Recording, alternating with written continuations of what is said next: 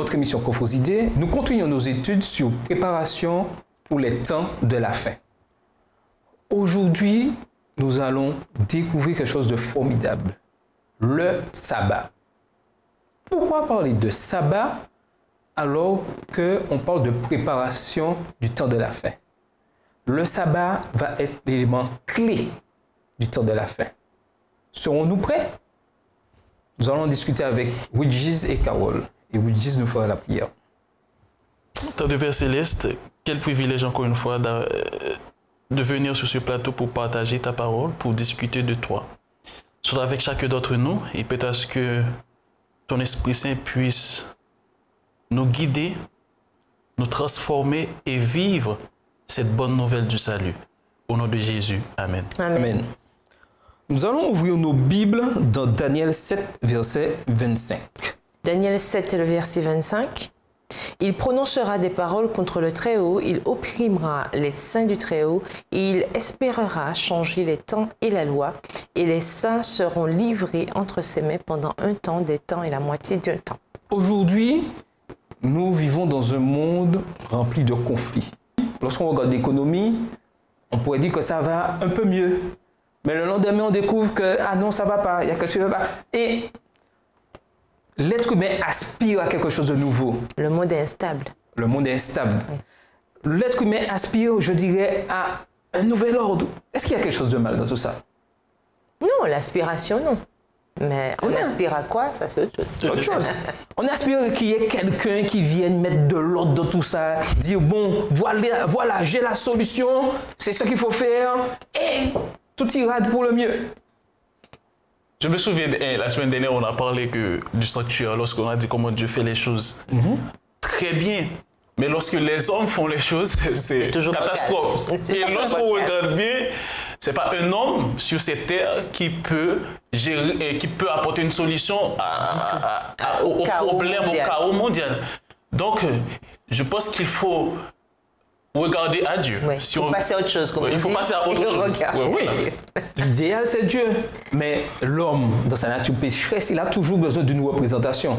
Regardons le peuple d'Israël, lorsqu'ils étaient dans le désert, lorsque Moïse est allé rencontrer Dieu sur le mont Sinaï. Qu'est-ce qu'ils ont fait? Ils ont fait un petit jour, 2-3 temps, Moïse n'est plus là. Il n'y a plus Moïse. Ah non, mais il nous faut quelque chose. Ah non, mais non, peut-être Moïse est mort là-haut, là. Non, non. Au lieu de s'en référer à Dieu. Oui. Et le frère de Moïse, Aaron, est même entré dans le truc. Sacrificateur. Dans le truc. Oui, bon, on va créer quelque chose. Et aujourd'hui, ça n'a pas changé. L'homme sait qu'il y a Dieu.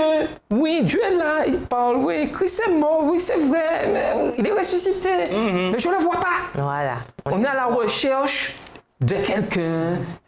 Alors, des fois, quand on entend quelqu'un bien parler, dire « Ah, mais c'est lui là, il porte une bonne parole, on va l'entendre. » Et Satan, c'est ça. Puisqu'il connaît. Il est le maître de la subtilité. De la manipulation. Et il fait tout pour que les hommes aient toujours le regard dirigé vers un autre homme qui pourra les amener. Et quelle que soit l'histoire, on montre qu'il y a toujours eu des hommes. Dès le départ, Nebuchadnezzar, et il voulait dominer, c'était Babylone dominait surtout, et son empire a été détruit. Ensuite, on a eu les Perses avec Cyrus, détruit. Ensuite, Alexandre le Grand, à 33 ans, il avait déjà conquis le monde, détruit. Les Romains, n'en parlons même pas, même avec toute leur force. Et jusqu'à aujourd'hui, nous avons des hommes de l'actualité qui ont voulu dominer, prendre la place et montrer qu'ils peuvent faire. Ils peuvent apporter une solution. Mais on veut toujours, en fait, l'homme veut toujours une égérie, comme on dit, quelqu'un qui représente quelque chose. Et dans tous les domaines, il faut toujours qu'il y ait une représentation. On a l'impression que seul on ne peut pas y arriver, alors que l'Éternel nous demande de dépendre sur lui. Totalement. Entièrement et totalement. On a toujours besoin de symboles, de modèles humains. Alors que ce n'est pas ce que Dieu dit. Le seul modèle que nous devrions avoir, c'est Jésus. Le seul modèle, à la limite, si on veut dire humain, puisqu'il est venu, il est descendu, il a revêtu notre corps, c'est Jésus, c'est tout. Et pour l'instant, il n'est pas parmi nous. Et remarquez, quand ces hommes viennent, ils viennent apporter quoi? Leur propre. Oui, mais ils apportent, je dirais, une espérance. Ils créent une espérance chez les personnes. Alors que l'espérance, c'est un Dieu. Et Dieu nous a donné quoi? Qu'est-ce qu'il a donné à Moïse? Sa parole et ses commandements. Ses commandements. Et ces commandements sont une base d'espérance pour l'humanité. Et remarquez bien que Satan le sait. Et qu'est-ce qu'il fait? Et c'est pourquoi il essaie de... Qu'est-ce qu'il fait? Est-ce qu'il a décidé, bon, les 10 commandements, on va rayer ça de la carte? Non. Il veut attaquer un seul. Un seul petit, ça suffit. Mais il aurait pu dire, je détruis la loi, je fais une autre loi. Non. Il veut toujours contrecarrer les plans de Dieu. Le but de Satan, c'est de contrecarrer les plans de Dieu. Et lorsqu'on remarque les 10 commandements, le commandement où il n'y a pas, je dirais, d'injonction, où il y a un aspect plutôt de souvenir, c'est le 4e commandement. Souviens-toi du jour du repos. Prenons Exode 20, verset 8, pour découvrir ce commandement.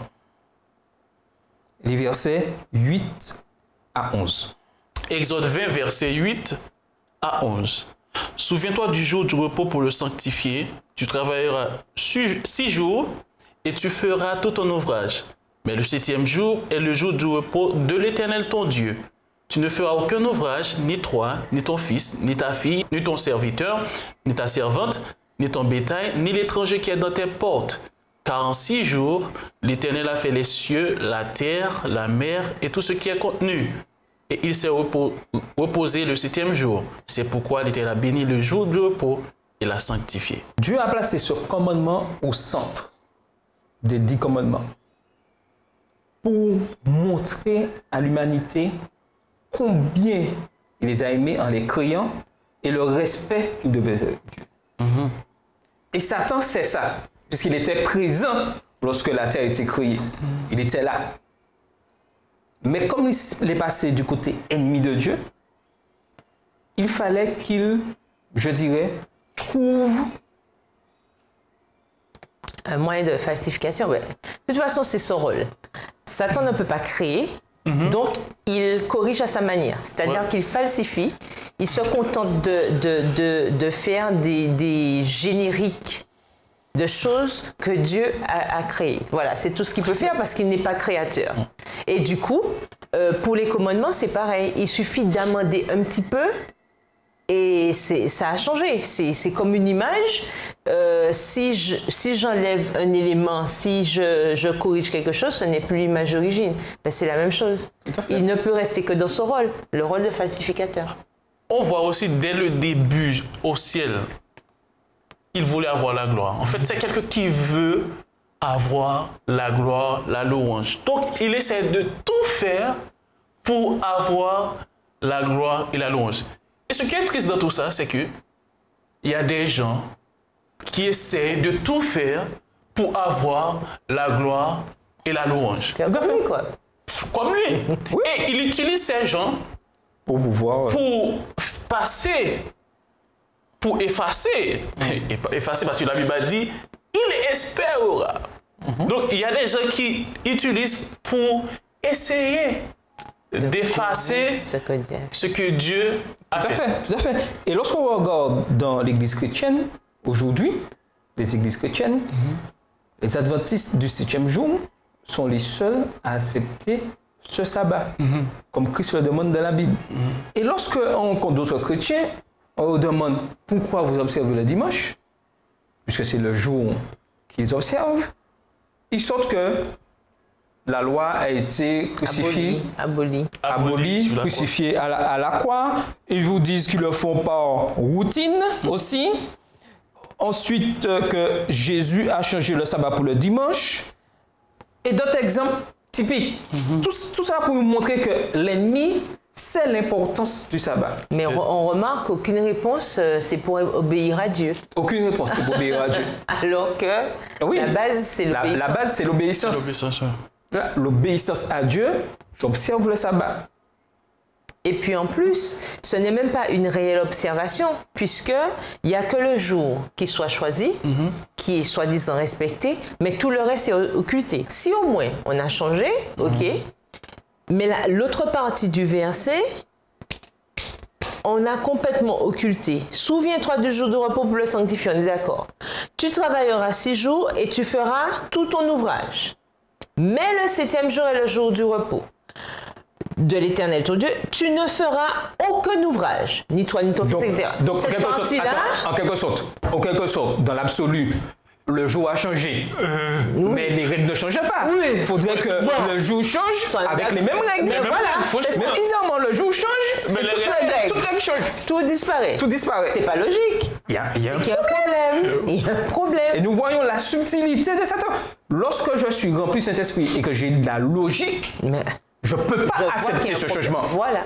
Ou si j'accepte ce changement, j'accepte ce changement avec toutes les règles qui vont avec. Donc, l'Esprit de Dieu. Si on me dit que le sabbat a changé pour X raison, là, c'est avec ces règles. C'est-à-dire, si j'observe un autre jour que le samedi, je dois le 7e jour consacré à changer, accepter ces règles. Tout ce qui vient avec. Est-ce que vous voyez ce que je veux dire? Tout à fait. Mais avant de continuer le débat, regardons des textes précis, puisqu'il est bon de rester dans la parole de Dieu. Prenons Luc 4, les versets 14 à 16. Luc 4, versets 14 à 16. Tout ça, c'est pour nous montrer combien l'ennemi cherche et cherchera par tous les moyens à déformer la parole de Dieu. Luc 4, les versets 14 à 16. Luc 4, versets 14 à 16. Jésus, revêtu de la puissance de l'Esprit, retourna en Galilée et sa renommée se répandit dans tout le pays d'alentour. Il enseignait dans les synagogues et il était glorifié par tous. Il se rendit à Nazareth où il avait été élevé et selon sa coutume, il entra dans la synagogue le jour du sabbat. Il se leva pour faire la lecture. Nous voyons là que Christ, lorsqu'il était sur la terre, a observé le sabbat. Oui, mais le problème des gens aujourd'hui, entre guillemets, c'est pas forcément le sabbat. C'est le jour qui les dérange, en fait. C'est le jour. Moi, je me rappelle, je prends un exemple simple. Moi, je me rappelle que dans les années 80, quand on ouvrait un dictionnaire, d'accord, quand on ouvrait à samedi, c'était marqué 7e jour de la semaine. 10 ans plus tard, on ouvre le dictionnaire, on ouvre à samedi, c'est pas marqué 7e jour de la semaine. Donc, ça marque 6e jour. Donc, même dans les connaissances, en fait, on voit que le malin a mis sa patte, puisqu'on ne retrouve plus cette notion-là. Et c'est ça qui pose problème aux gens. Ils ne savent plus quel jour. Ils ne savent plus quel jour. Et c'est ça qui pose problème. Mais nous qui avons la foi, nous savons. Et là, on peut dire que Christ a observé le sabbat. Oui. Oui, en fait, il y a quelque chose aussi que nous devons noter, c'est Matthieu 5, verset 18. Matthieu 5, verset 18. Oui. Pour les gens qui disent que la loi a été abolie et maintenant Jésus est crucifié, donc on n'a plus besoin d'observer le sabbat. Donc je préfère d'observer le sabbat. Mais Matthieu 5, verset 18, si on lit la Bible, et si on a la foi dans la parole de Dieu, normalement on devrait accepter ce texte, ce verset. Matthieu 5, verset 18 nous dit, est-ce que tu peux lire pour nous, s'il te plaît? Oui. Alors, Matthieu 5, verset 18, « Car je vous le dis en vérité, tant que le ciel et la terre ne passeront point, il ne disparaîtra pas de la loi un seul iota ou un seul trait de lettre jusqu'à ce que tout soit arrivé. » Bon, je sais pas quoi dire encore après ça. Quelqu'un qui dit que je ne vais pas observer le sabbat parce que ça a été changé, il y a un grave problème. Ça veut dire que... Et là, c'est Dieu qui parle. C'est Jésus qui parle. C'est Jésus qui parle. Donc, si Jésus lui-même dit que on ne devrait pas faire et on fait, donc c'est nous qui avons le problème. Ben oui. C'est nous. Et le verset 19 dit, « Celui donc qui supprimera l'un de ses plus petits commandements et qui enseignera aux hommes à faire de même sera appelé le plus petit dans le royaume des cieux, mais celui qui les observera et qui enseignera à les observer, celui-là sera appelé grand dans le royaume des cieux. » Et c'est ce qu'on trouve dans Daniel 7, verset 25. Et le texte nous dit, il prononcera comme... En fait, Dieu savait que Satan allait tout faire, Satan allait utiliser ses hommes sur terre Tout à fait. pour changer. Et c'est pourquoi il nous a donné Matthieu 5. Matthieu 5, verset 18. Comme il savait dans Daniel 7, 25, que les hommes espéreraient de changer la loi et aussi les temps, mais aussi de donner des problèmes à ceux qui observent la loi. Dieu nous a donné Matthieu 5, verset 18. Tout à fait. Donc ces gens-là n'ont pas le pouvoir. Dieu ne leur a pas donné le pouvoir de changer sa parole. Tout à fait. Dieu ne à personne. Ensuite, il sort aussi que la loi a été crucifiée à la croix. Disons que là, on a dit que Jésus observe le sabbat. Pour contrecarrer cela, ils disent, mais non, mais ok, il a fait ça. Mais à la croix, la loi a été condamnée. Bon, petite parenthèse, si la loi a été supprimée, le commandement de tuer ne doit pas exister encore aujourd'hui, mais il existe. Bon, ça c'est, je referme la parenthèse. Nous voyons l'apôtre Paul et Barnabas qui ont vécu après la mort de Jésus sur la croix, dans Actes 13, versets 14 et 15. Voyez-vous, Actes 13, 14 et 15. Alors, Actes 13, les versets 14 et 15. De Perge, ils poursuivirent leur route et arrivèrent à Antioche de Pisidie. Étant entrés dans la synagogue le jour du sabbat, ils s'assirent. Après la lecture de la loi et des prophètes, les chefs de la synagogue leur envoyèrent dire « Hommes, frères, si vous avez quelque exhortation adressée au peuple, parlez. »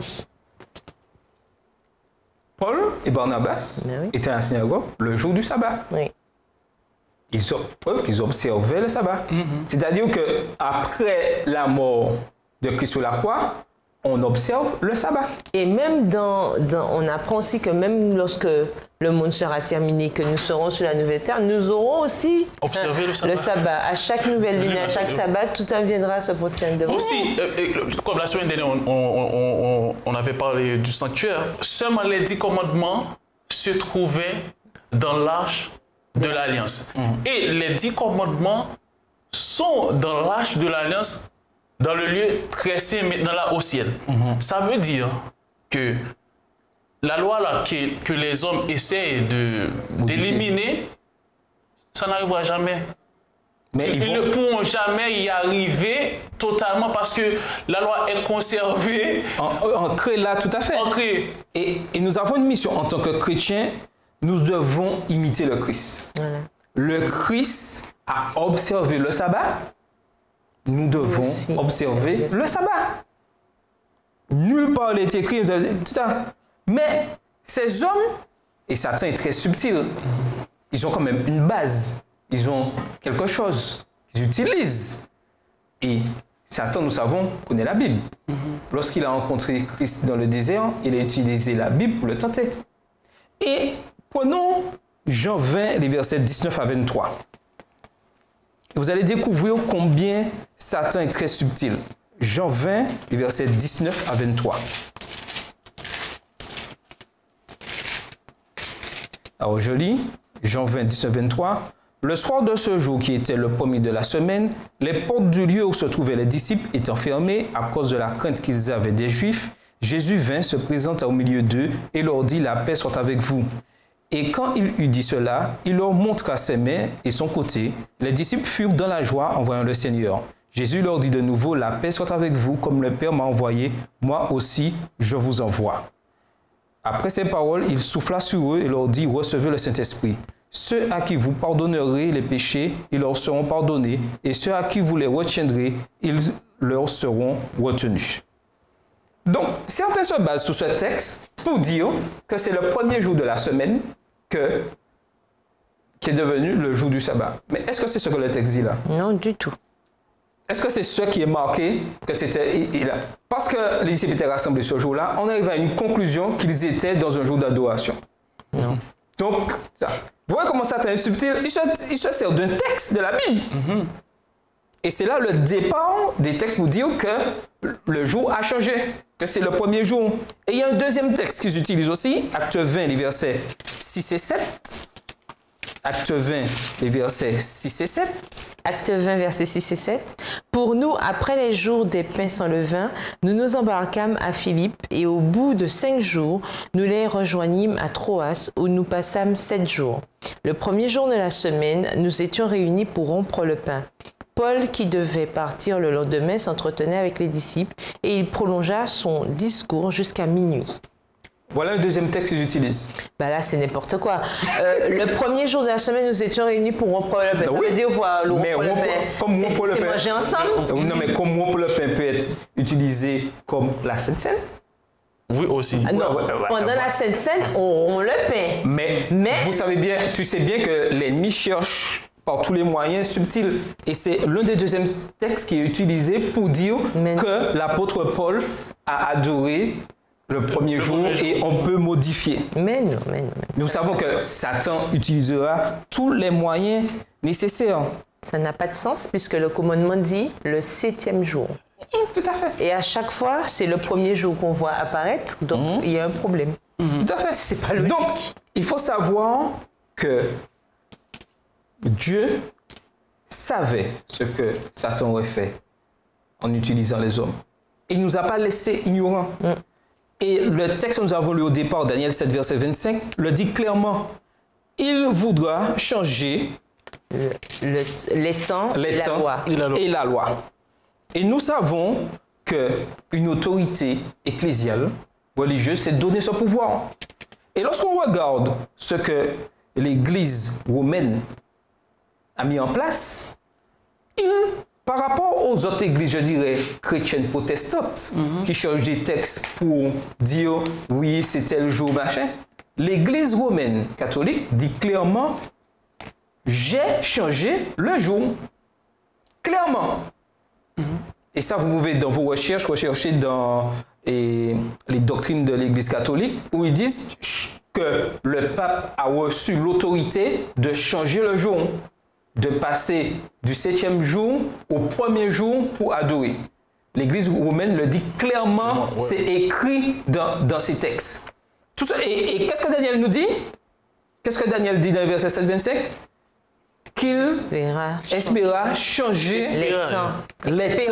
espérera changer les temps. Donc nous voyons que c'est quelque chose aujourd'hui qui se vit. Et dans cette recherche, je dirais, d'homme providentiel, le monde se tournera vers cet homme-là. Pourquoi? En criant simplement, si vous voulez la paix, il suffit que tout le monde adore le même jour. C'est simpliste. C'est une bonne idée. Mais pourquoi on n'a pas adoré tous le 7e jour? Pourquoi pas? La solution. Ce qu'il faut définir, c'est quoi le 7e jour? Oui. Pourquoi on n'a pas tous adoré le sabbat? Donc, mais en fait, il faut savoir aussi que comme on l'a dit dernièrement, que en fait, Satan cherche la louange. Et ce jour-là, si il amène les gens à observer le dimanche, donc la louange que ces gens vont offrir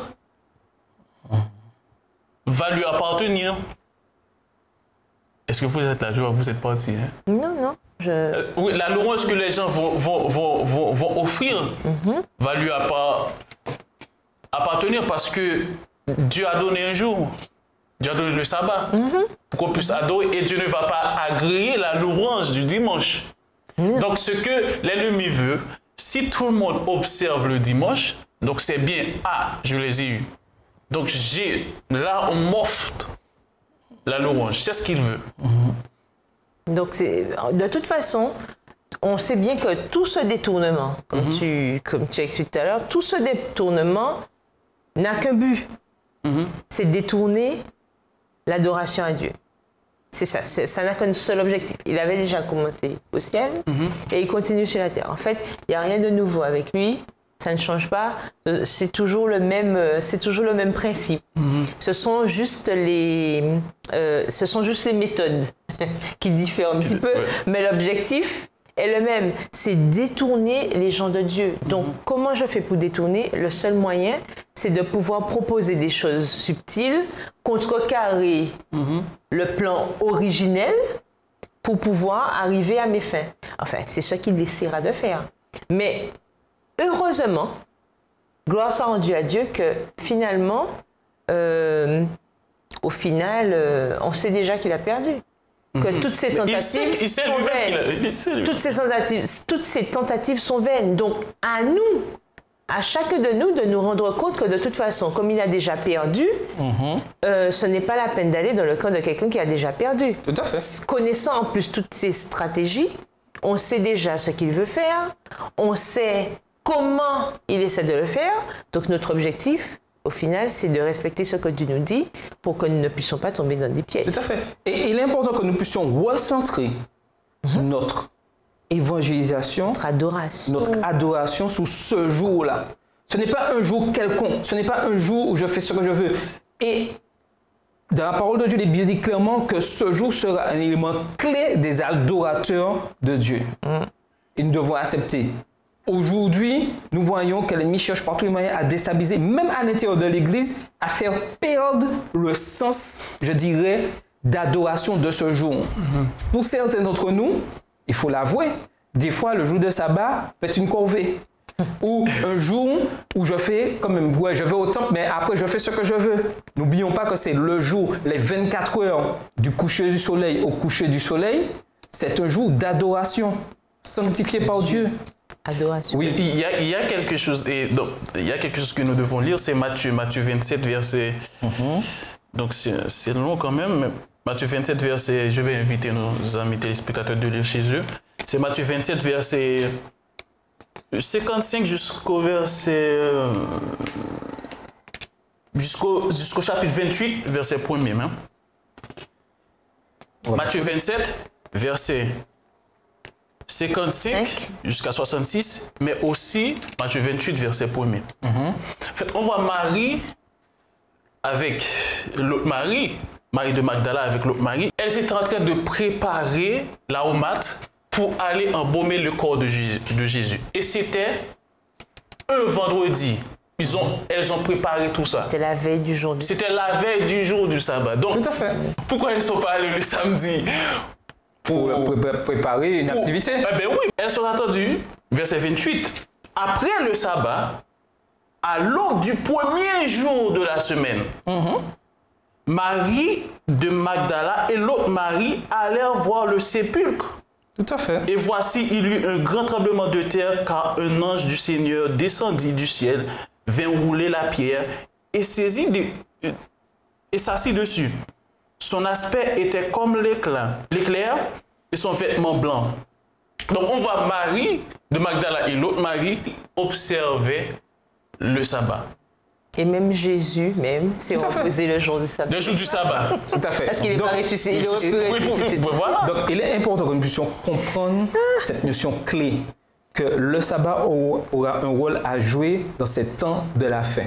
À savoir, là où nous serons. Sommes-nous prêts à observer ce jour ou à écouter des voix, je dirais, belles, des chants de sirènes qui nous apportent peut-être des choses qui nous conviennent, mais qui ne sont pas en accord avec la parole de Dieu. Et c'est là qu'il faut faire attention. Sommes-nous prêts à faire ce sacrifice d'autres personnes, à abandonner le péché vraiment pour suivre Christ? Parce que c'est ça l'adoration du sabbat. C'est-à-dire que je m'efface et que je laisse Christ agir.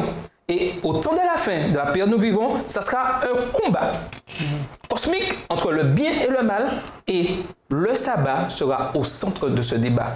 Juste, et puis on conclut. C'est ça là, c'est pourquoi on va nous persécuter. Ceux qui vont observer le sabbat, qui vont rester fidèles à la loi de Dieu, au sabbat, au 4e commandement. Donc, et si on n'a pas Dieu dans notre vie pour rester fidèle, on va abandonner. Tout à fait. Parce que ça va être chaud. Lorsqu'on ne va plus pouvoir acheter, vendre, faire ce qu'on aurait aimé, ça va être chaud. Et si on n'a pas le Saint-Esprit, si on n'a pas Dieu, si on n'a pas cette relation, cette expérience avec Dieu chaque jour, on va abandonner. On va abandonner. C'est une discussion vaste, mais comprendre quelque chose d'important. Le sabbat est la clé. Souvenons-nous que Dieu a vraiment béni ce jour en nous donnant le sabbat. Soyons des observateurs fidèles de ce jour mis à part, car nous avons une espérance. Christ revient bientôt. C'était votre émission Coffre aux idées.